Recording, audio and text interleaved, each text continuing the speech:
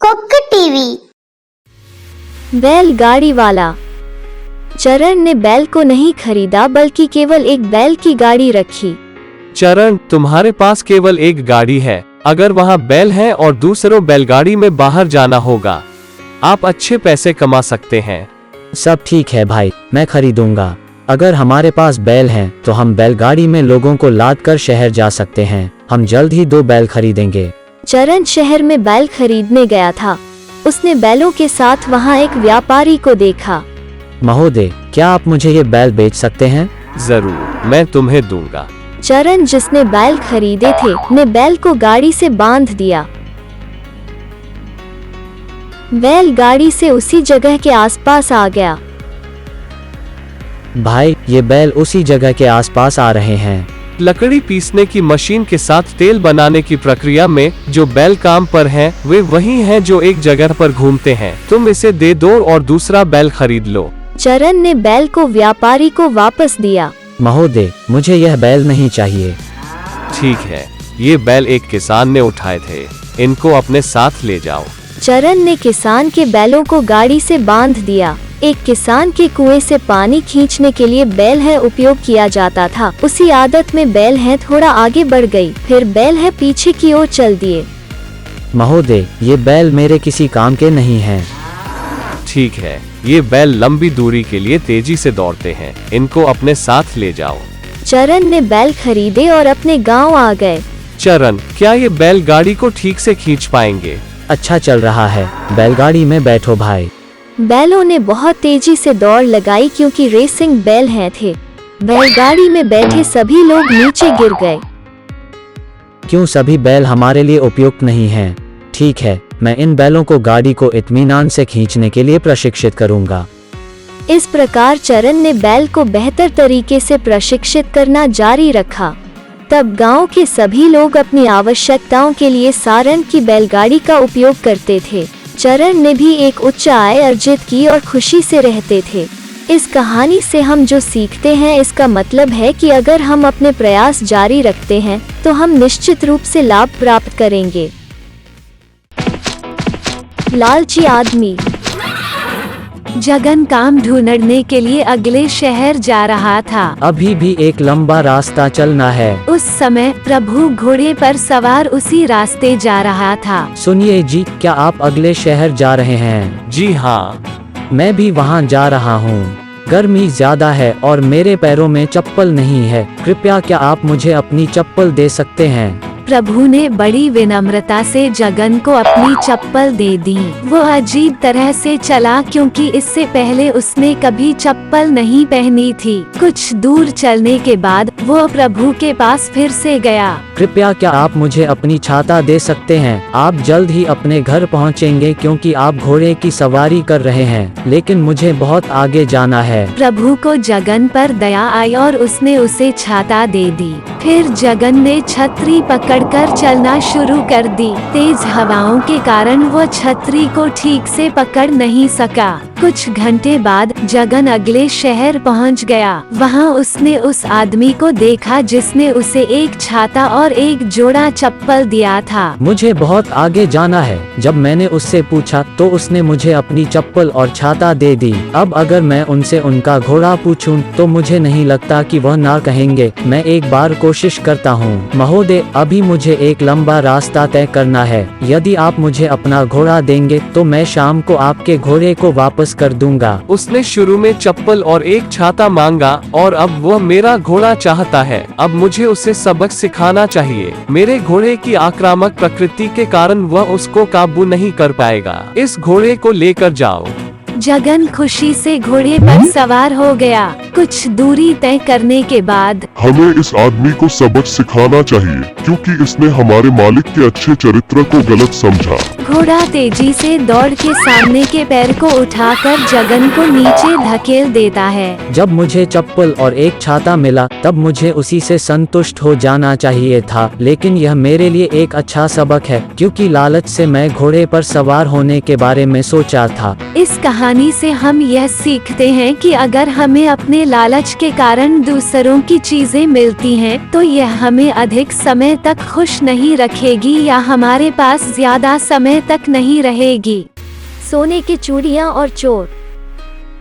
साहिल अपने दोस्त हरीश के घर गया, लेकिन वहां पर कोई नहीं था। साहिल ने हरीश के घर में एक बक्से को देखा, उसके अंदर 2 सोने की चूड़ियां थे।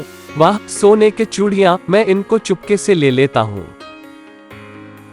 फिर वो बक्से से सोने की चूड़ियां लेकर अपने घर लौट जाता है। वो उन चूड़ियों को एक मटके में छुपा देता है। उस समय चूहा भोजन की तलाश में आया था। मेरे खाने के लिए कुछ नहीं है, सब कुछ खाली है। चलो, मैं उस मटके से चावल खा सकता हूँ। फिर वो चूहा उस मटके के अंदर गया। मटके से निकलते समय उस चूहे के गले में सोने की चूड़ियां अटक गई।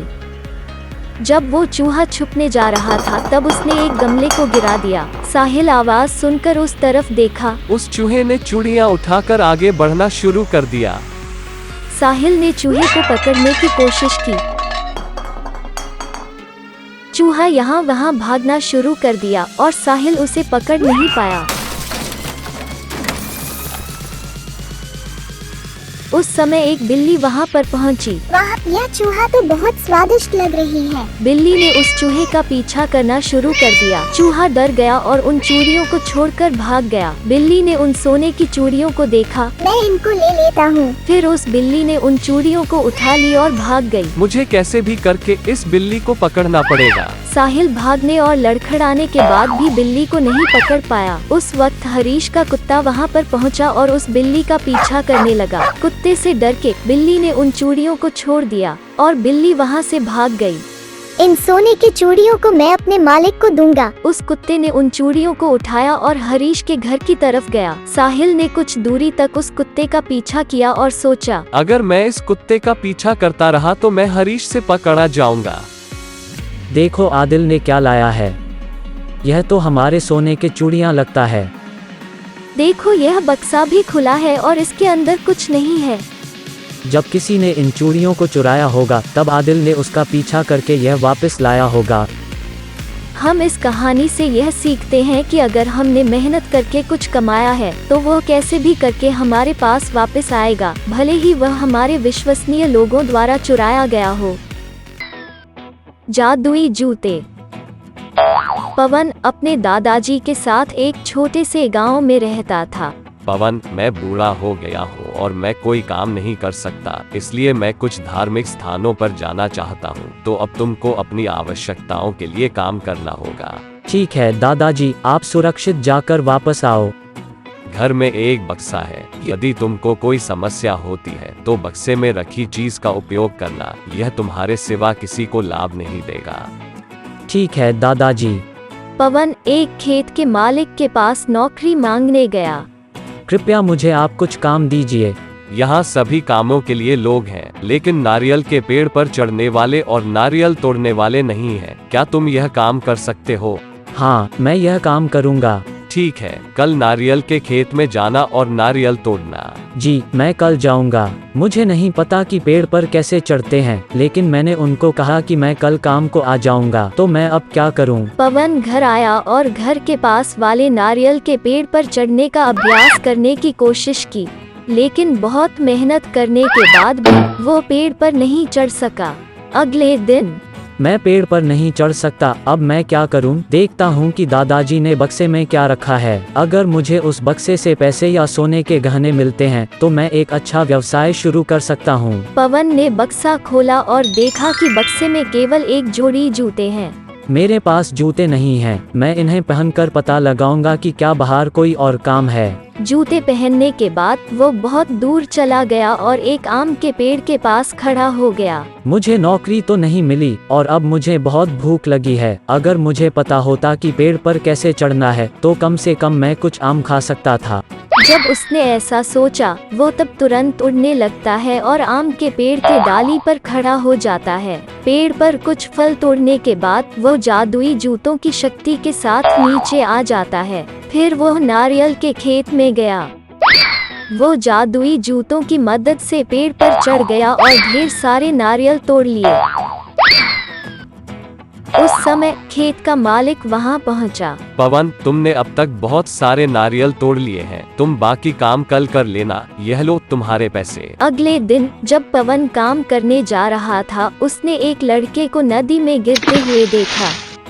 मैं तैरना नहीं जानता, अब मैं क्या करूं? जैसे ही पवन ने यह सोचा, उसने पानी के ऊपर उड़ान भरी और लड़के को बचा लिया। पवन, तुमने मेरे बच्चे को नदी में डूबने से बचाया, कृपया करके यह पैसे कबूल करो। आपका बहुत बहुत धन्यवाद, लेकिन मैं यह पैसे स्वीकार नहीं कर सकता। यह हमारा कर्तव्य है कि हम खतरे में पड़े लोगों की मदद करें। मेरे दादाजी ने मेरे लिए जो जादुई जूते रखे थे, वे बहुत मददगार साबित हुए और अब से मैं उनका उपयोग केवल दूसरों की मदद करने और पेड़ों पर चढ़ने में करूंगा। हम इस कहानी से यह सीखते हैं कि हमें जो भी चीजें मिले, हमें हमेशा उनका सदुपयोग करना चाहिए।